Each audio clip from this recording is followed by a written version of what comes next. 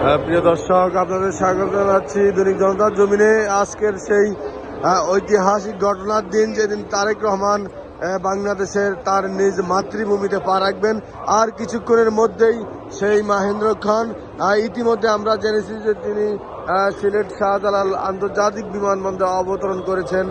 এরপর তিনি সেখানে 1 ঘন্টা যাত্রা বিরতি করে ঢাকা আন্তর্জাতিক বিমানবন্দরে অবতরণ করবেন।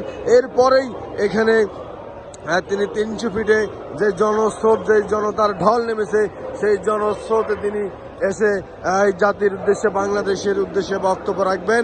আর আজকের যেই পরিবেশ, আজকের যে পরিস্থিতি, এখানে খুব ভোর থেকেই কনকনে প্রচণ্ড ঠান্ডার মধ্যেই মানুষ ছুটছে। শুধু এই 300 ফিট অভিমুখে মানুষের স্রোত, মানুষের ঢল, যাই বলি না কেন, চতুর্দিক থেকে মানুষের এই স্রোত এসে মিলিত হয়েছে এক মোহনায়।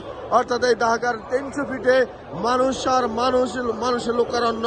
71-এর পর এই ঢাকা শহরে কোনো সমাবেশে এমনটি হয়নি বলে এখানকার যারা বয়স্ক লোক তারা জানিয়েছেন যে এত বিপুল মানুষ তারা আগে দেখেনি। চতুর্দিকেই শুধু মানুষ আর মানুষের ঢল। এইখানে বিএনপির নেতা কর্মীরা, সর্বস্তরের মানুষ আজকের এই দিনটির সাক্ষী হতে তারা এখানে এসেছেন। কোথাও অর্থাৎ যত দূর চোখ যায় শুধু মানুষ আর মানুষ।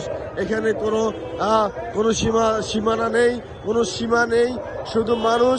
আজকে তারেক রহমানকে স্বাগত জানাতে, তারেক রহমানের স্বদেশ প্রত্যাবর্তনের সাক্ষী হতে তারা এখানে এসে সমবেত হয়েছেন।